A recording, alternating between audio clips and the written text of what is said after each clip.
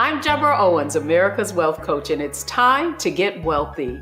You're going to learn exactly what you need to know and do to finally achieve the level of financial success you desire and you deserve. Have you ever had $1 million idea and wondered if it truly was a good idea and you could take a product to market?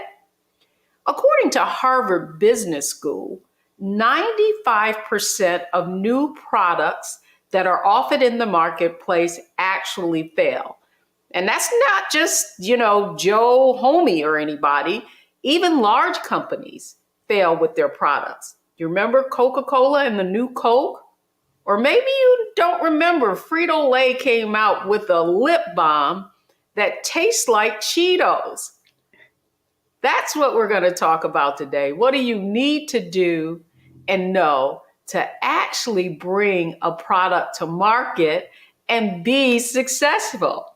Well, here are the 3 things you need to know in order to do well. First, you've got to do your research. Second, it's important to build a prototype so you actually have a product that you can then validate and see if you have customers who will actually buy it. And that's why I'm glad we're having a conversation with someone today who had a great idea and she wanted to solve a problem. Sherrill Mosse felt like she was carrying so many bags and was overloaded. She even called the term overloaded syndrome, from a backpack for your books to a package or a bag for your clothes, your workout clothes. She wanted to design something that would give you organization and also be fashionable. She brought that idea to market, and now it's known as Minkeeblue, and we want to welcome Sherrill Mosse to Get Wealthy. Thank you for coming to Get Wealthy, joining us today. Thank you so much. I appreciate that. Thank you so much. Yeah, I'm excited to be here. Now, did I describe your idea correctly? You absolutely did. And you hit right on those points. You want to do your research, validate the idea, right? So you hit it right on the nail. Absolutely. So before we get started, I want our viewers to know a little bit about you. I mean, did you dream of creating a product and one day bringing it to market? Was that your background? No, my background is engineering, and I just stumbled upon becoming what I'm known now as the bag lady. What happened was I was taking the train in the city, and I was carrying my lunch bag. I had my laptop. I had my shoes in a plastic grocery bag. Sometimes, we want to switch out those flats and those heels.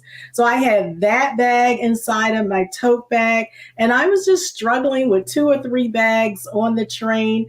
And I looked around on the train and I said, you know what? There are a lot of women that are carrying two or 3 bags while commuting to work. And that's when I started thinking about this whole bag idea. I'm so glad you shared the fact that you didn't have a background in it, because I think so often that's why people are fearful of bringing their ideas to light, if you will, and marketing it, is they think you need all the technical know-how.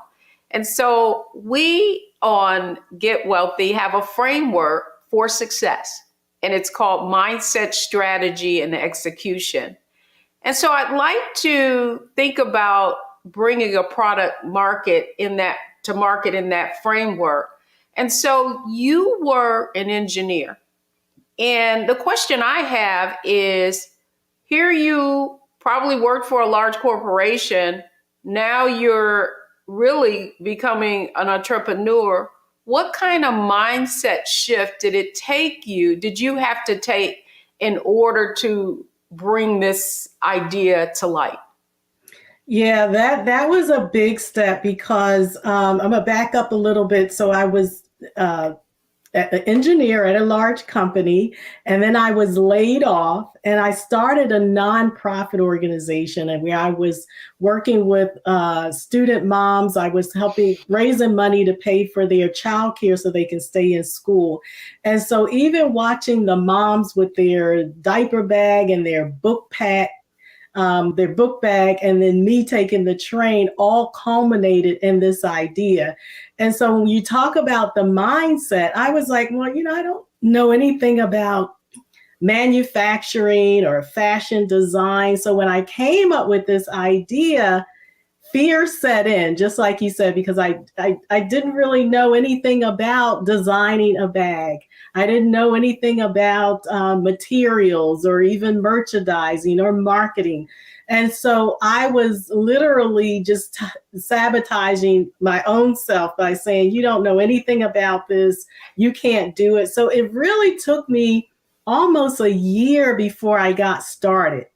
One day it was a mind shift. It was like, if you don't do this now, I mean, you have a degree in engineering, talking to myself, you can figure this out. So oftentimes, even when we don't know anything about what we're gonna make or do, there's such a wealth of information out there, and there's so many resources and people that you can connect to. And that's what I did. That the first thing that you said when you opened up the conversation is do the research. So that was the point I started it. If I didn't know anything else, I knew that I could start with doing research. So that leads me to another question that I'm sure someone who is thinking, well, she was an engineer and she's bringing a product to market. She knows how to figure things out. Do you feel like your engineering background gave you an advantage? I do, but I often say, it even if I didn't have a degree in engineering, it was about problem solving. We see it every day when people are working on different products. It could be a mom that having a different experience doing something with her child and find it difficult or cumbersome, and she can't find anything. So she makes this product. So it starts with the mindset, because like I just said, I didn't know anything about anything, but it was about problem solving. And so I try to break it down to the smallest thing possible that I could do without having any education. And that is research, networking, connecting with people, getting started at that place. And then finally, how did you were a year and you said it took you a year to actually get started. What do you think the catalyst for you just overcoming those doubts? If someone is having a lot of doubts about getting started, actually delivering some kind of product Yeah, or I creating was a thinking, product. yeah, so my mother would always say to me when I was younger, nothing beats a failure but a try. And I figure if I never even tried it, I don't want to wake up one morning when I'm much older and regret that I never even tried. If we don't just step out on faith and just give it a try, we'll never know if we'll be successful. And so that's what it was. It's like, I at least got to give this a try. So that's really what pushed me, and the fact that if I don't do it, somebody else will. Because oftentimes, we think alike. We all have the same type of problem. So if I don't do it, someone else will do it. That's a great point. And I'm sure myself included, I've encountered a problem. I'm like, man, I bet you if I created XYZ, this would be a great product. And then you go into the store and you see those products that say as seen on TV, and you thought, man, that was my idea. You bring up a really good point, and that's all of us can have great ideas. and yet we don't follow through. I was reading this book called Big Magic, and it was by the author that wrote Eat, Pray, Love. And she was talking about a book that she had started writing, and long story short, she lost the book because of some kind of circumstances. And then she was talking with one of her mentors, and her mentor was telling her about this project that she was working on, and it literally was the same story. Wow. And so, it's like opportunities aren't lost, they just go to other people. And so in our next segment, I want to talk about the second piece of the framework of mindset, strategy, execution, and that's strategy. So you got over the doubts, you got started. Next, I want to talk about what you did to really begin to figure things out. So don't go anywhere, folks. I'm talking with Sherrill Mosse of Minkeeblue, who has now created an organizational fashion bags of all types, and you can find them in stores everywhere, in particular Macy's. So when we come back, we're talking about strategy.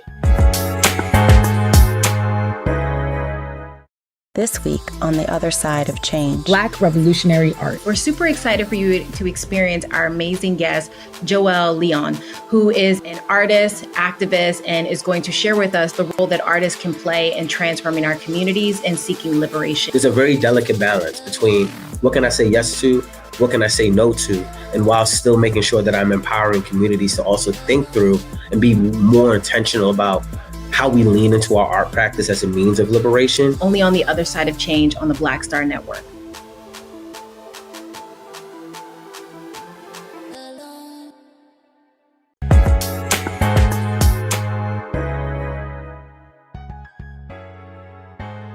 Welcome back, everyone. I'm Deborah Owens, and this is Get Wealthy, and we're talking about getting wealthy by actually creating a product to do so. Our guest in my conversation today is with Sherrill Mosse, and she's talking about how she brought an idea to light, and now you can find it in stores. So Sherrill, the next part of this framework is strategy.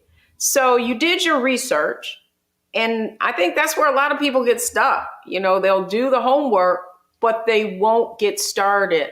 So then what was your strategy to actually get your first product even manufactured? Yeah. So, the first thing in thinking about this whole bag idea was that if I was going to do this, I had to differentiate my bag from everything on the market because the handbag industry is oversaturated. So how could I differentiate myself from everything else? And so I decided that if I was going to do something, I needed to have a patent. This is the way my mind worked. I wanted to have a patent on my bag. And so I came up with the idea for the organization with a folding shelf in the middle of the bag. And I started doing my research again. I started shopping, going online to see if anybody else had this similar idea. I didn't find anything. And I actually started looking at patents. I'm very geeky in that way. So I started looking at patents, doing it that way. But really pushed it over is that I don't sew. I don't draw. So again, I'm like, how am I going to make this bag and kind of bring this idea to life? So what I did is I actually went to Target. I bought a bag of the same shape and size of this bag that I was thinking about. And I just started cutting it up and putting things in place that I had imagined to create this prototype that I envisioned. So I love that because that was really my next question was, how do you create a prototype? That's a great idea. Go find something similar and adapt it to what you already have. But the question I have for you is, in your research, how did you even, you saw women carrying all these different bags. Sounds like a great idea, but how did you determine that there would really be a need for this product before you actually started investing in manufacturing the product? Yeah, so when I came up with my prototype, I started sharing it with people that I knew that was in my circle.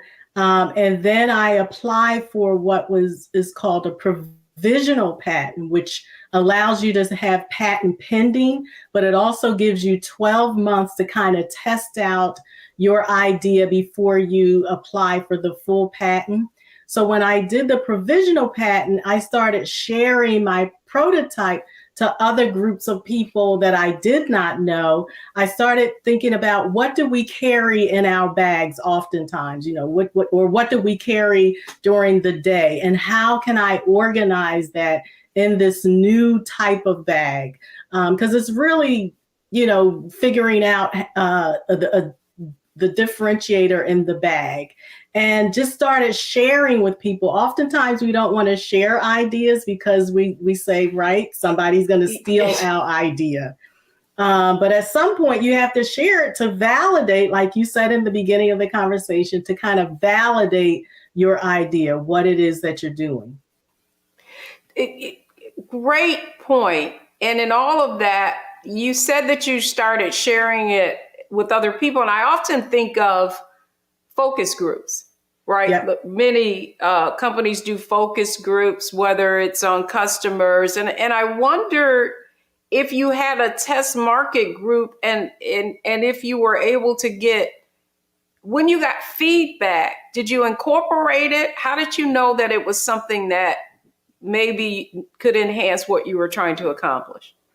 Yeah, so when I was working with the student moms, I had a connection right there with moms and daycare. So I did focus group with the student moms that I was already working with and daycare providers. I absolutely incorporated their feedback into the bags. When I first started, I started with the diaper bags because it made sense with the type of work that I was doing in my nonprofit. I still incorporate the feedback and ideas that my customers give me today because they're carrying it every day, and it's a large group of women that are carrying. So I always listen to my customers, make improvements on the bags according to what they say. So it is important to listen to the customer, but at the beginning, definitely you want to do focus groups. You want to talk to people. The other thing, you want to build a community, which I did not do when I first started my business, but I think it's very important to build a community even before you launch. Well, you wonder, I mean, that's certainly a great idea. You see it in just about every product that you can think of has some kind of Facebook group or cell communities or messaging communities, that sort of thing.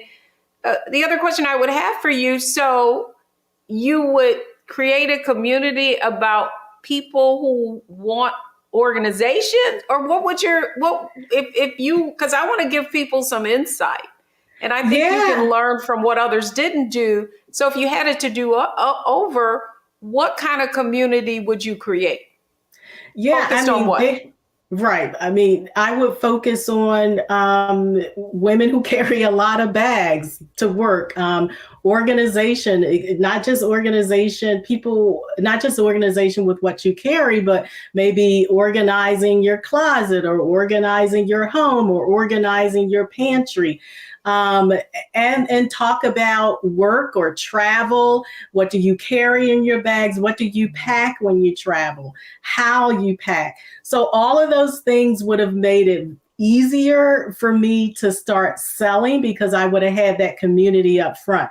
And believe me, it was not as easy as this conversation is going in the beginning, because I had a lot of obstacles, a lot of challenges in the beginning. If I had to do it over, I would want to understand manufacturing much, much better than what I did. When I first launched, I had 30% defective bags. So I just want to keep it real with the people because it's difficult, but it's about perseverance.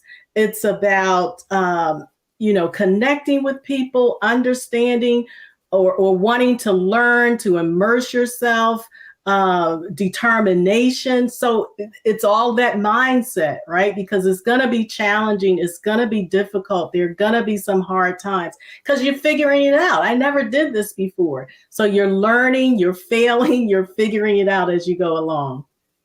Whoa, that's great insight, because here's what I truly believe. I truly believe that you learn more from your mistakes and failure than you do your successes. Absolutely. Because I believe that, sometimes quick success, we can become complacent and think that things are easy, right? So we kind of lose that sense of urgency. Which is what you need oftentimes to bring something to fruition. You need that sense of urgency. And that's what I want to talk about next, is how you actually were able to execute on getting that first product to market and what came after. So don't go anywhere, folks. Coming up, we're going to talk about how you execute on actually bringing your product to market. I'm Deborah Owens. Keep watching. This is Get Wealthy.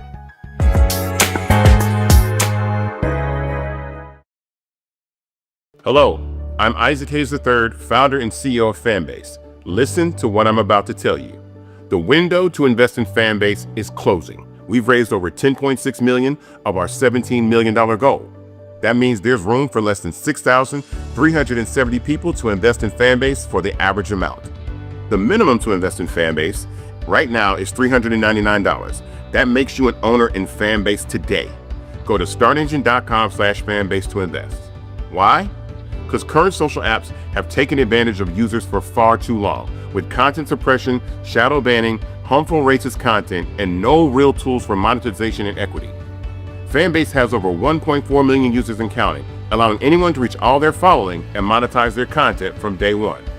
Social media is the new TV, and whoever owns the apps that distribute that content have the opportunity to own potential billion-dollar companies. While big platforms with uncertain futures are failing to serve their users, Fanbase is stepping up to fill the gap. Don't wait until it's too late. Invest now, invest for yourself and your future. Go to startengine.com/fanbase and own the next generation of social media.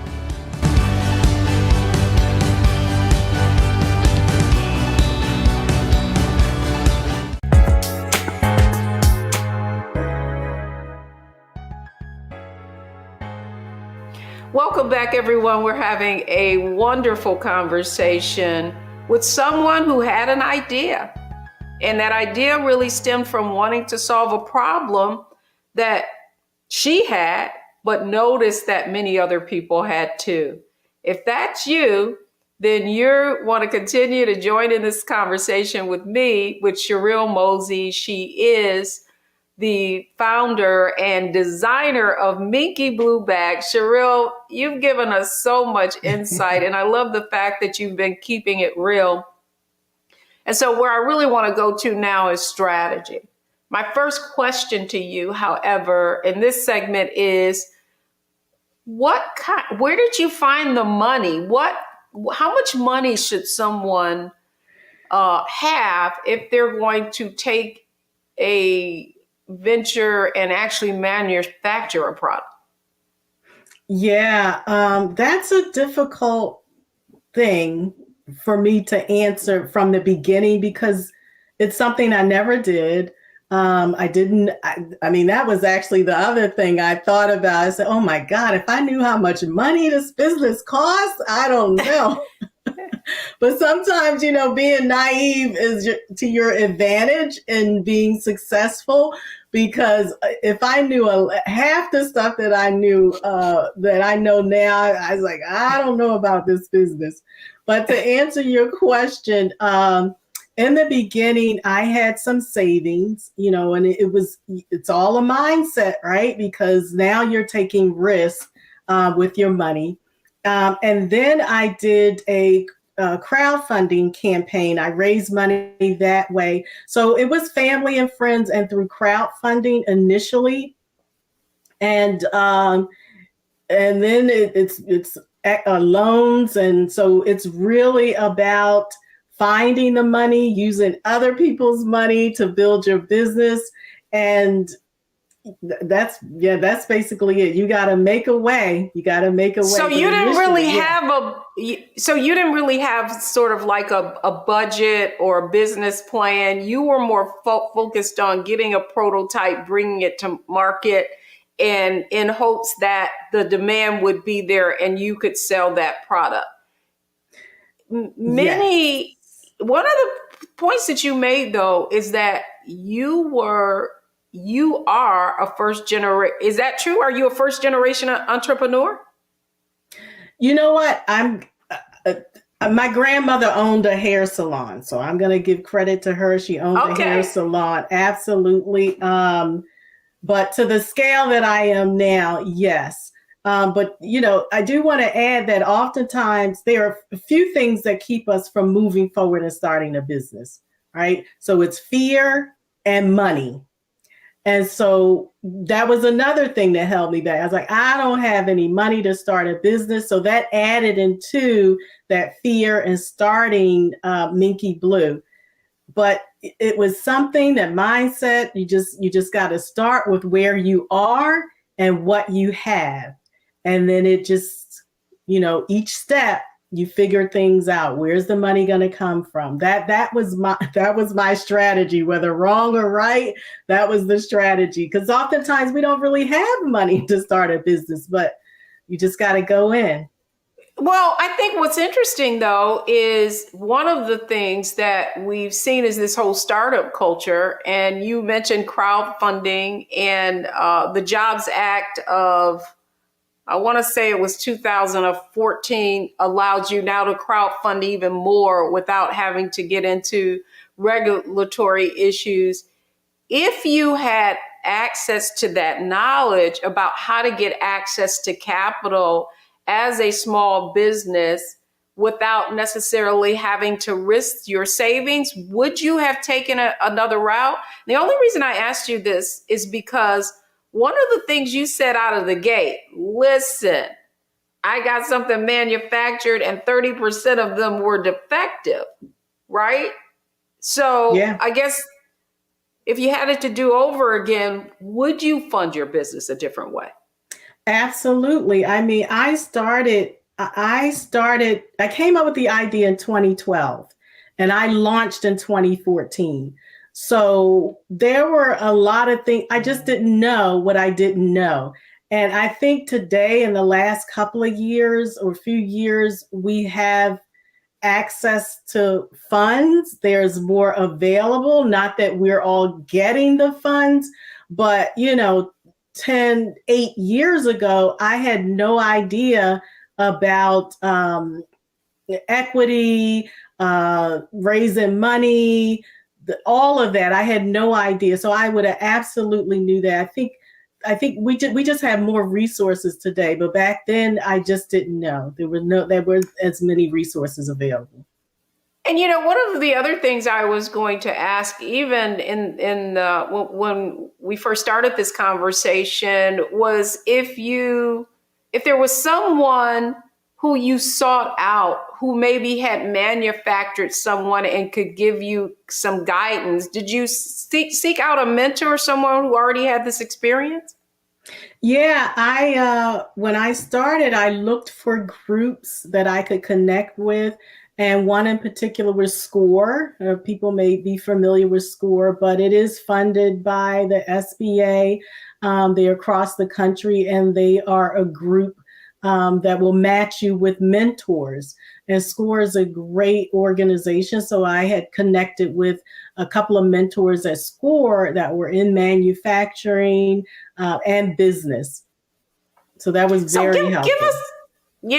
So give us a sense, though. You had this idea, 2012, you launched in 2014. So you're a 10-year overnight success, right? But so now give us a sense of where you are in terms of your business. Where can we find your bags? And they're no longer, I'm looking at all the different types of bags you have behind you. Give us an update on Minkeeblue. Where are you now? Yeah, so I've come a long way for somebody who never designed a bag now. I'm into this thing now. I love designing, I love creating, I love problem solving. And so Minkeeblue is sold around the world now. We will be in Macy's the end of October, definitely just in time for the holiday season. Woohoo! Yes, and so I'm working with other major retailers for 2023. So this is a very exciting time. There's opportunity for licensing and private labeling because I have intellectual property. So all of that hard work that I did in the beginning is definitely paying off. So it's being patient, right? Because you mentioned 10 years. People would have gave up a long time ago. Some people are successful in 3 years, 5 years, but I am in it to win it, and I'm here and I'm enjoying myself. I love what I do every day. It's hard, but I love it. Well, what's most exciting is that you have the proof sitting with you right there in the room. And when we come back, what I want to do is go into our analyze, optimize, and maximize segment. That's kind of a lightning round. I want to take everything that you've said, and if somebody were starting out and had an idea and is watching this program, I want them to know the 3 things they need to do. Don't go anywhere, folks. We'll be right back.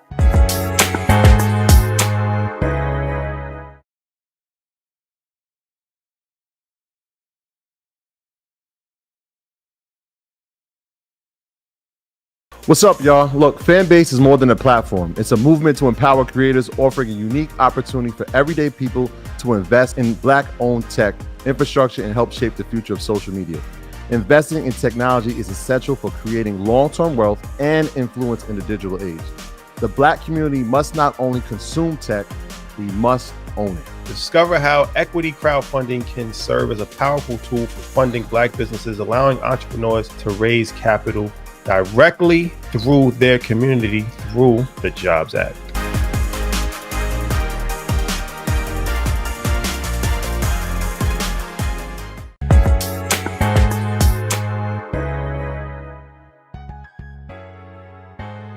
I hope you're enjoying this conversation. It's time for our Analyze, Optimize, Maximize segment. If you're someone who's been thinking about an idea and now you want to bring it to market, we have Sherrill Mosse here. She is the designer of Minkeeblue bags. You heard her. You can see her bags all over the world. So let's start there, Sherrill. So analyze, optimize, maximize. So based on what you said today, watching this program, if I were someone who wanted to bring a product, what do I need to analyze first in order to take the first step? So we've been saying it all along. It's about research. You want to see what's already on the market, and you want your product to be different. What differentiates your product from everything else on the market? Love it. Yeah. Go ahead. So the second thing I would actually do, and this would be different from what I did when I started, is to build that community. So start talking about your product or your idea, or talking to people who are going through the problems that you're trying to solve. So that way, when you launch your product, you'll already have customers at hand. Oh, that's a great idea. And because that brings me really to optimizing. You say traditional marketing has been word of mouth, advertising, which can be very expensive. But your point is, if you could optimize that by already building a community around the product that you're and the problem that you solve, you probably can use that community for a number of things. You had a little community being in that high school with those pregnant moms, and that you could test ideas with. So great advice. And then even as you're manufacturing these products now, and they're in stores around the world, and now you've got a huge customer like Macy's. How does social media and marketing play a role in what advice would you give our viewers about using these social media platforms to help you be successful with the product? Oh, yeah. You know what? I shied away from social media for so long. Oh my God. But it's so important. That's where your people are, on social media. So first you find your platform. Where is your target market hanging? Because you may not need to be on all of the platforms. So you can pick your platform where your demographics is hanging out. And then the key is to be consistent. That's where we fall off. I fell off, but I'm on it now, is you have to be consistent. I love it. Well, you know what, to that end, and give us a little inside baseball. When you looked at what you were selling, what was the ideal product platform for Minkeeblue? You know, right? It's Instagram and TikTok. And what I love, what really has helped my mindset with being more consistent, is that the reels, they are so short, 15 seconds, 30 seconds. And I'm like, oh my God, I don't even have to talk through this. But what's important for my product is that I have to demonstrate. And so I do these very short reels where I'm demonstrating the product, because again, I need to show how it's different from everything else on the market. So on Instagram, a couple of months ago, we went viral. One of the videos picked up steam, and over 20 million people saw that thing. And I was like, oh my God, this is awesome. And TikTok, we did the same thing. Yeah, so That's my people, my people are on Instagram and TikTok. So that's where you'll see me hanging out. I might do a little dance, but I'm always showing you a bag. I love it. You know, you've given us a wealth of information today, Sherrill Mosse. I am just so excited about your growth. We met each other years ago, and just to see what you've been able to accomplish and how you brought this idea to life, and now is so globally, is so amazing. Just leave us with a closing comment. Oh, thank you so much. All I would say is nothing beats a failure but a try. You just got to get out there and give it a try. That's great. So when we come back, the 3 takeaways from today's show.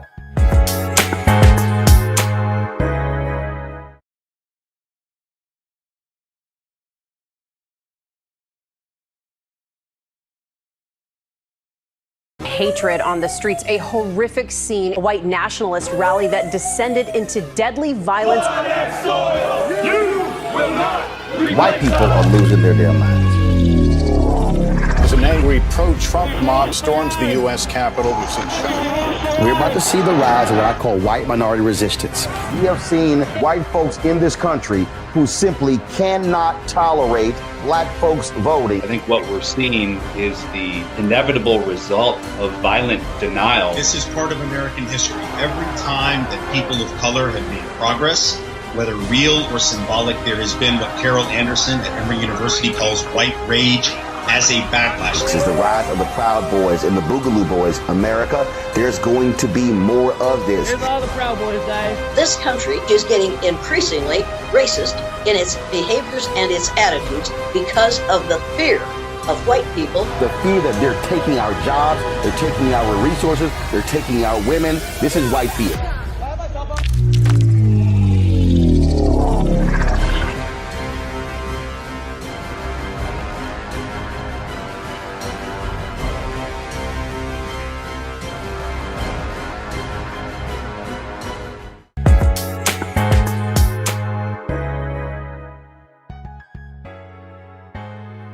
Well, I hope you enjoyed Get Wealthy. It was all about bringing an idea to life, and that's certainly what Sherrill Mosse of Minkeeblue has been able to accomplish. So here are the 3 things that you need to take away from today's show. Do your homework. You heard it. Research, research, research, and make sure that you're differentiating your product from others in the marketplace. Second, create a prototype or product. You don't have to be a master sewer or know everything you need to do. She shared how she took something very similar and made a prototype out of it. And then finally, guess what? Your product means absolutely nothing if you don't have any customers. So make sure you validate your sales. But that last tip also means you might want to go ahead and start that community. Thank you so much for joining us on Get Wealthy. I'm Deborah Owens, America's Wealth Coach. You can watch us only on Black Star Network.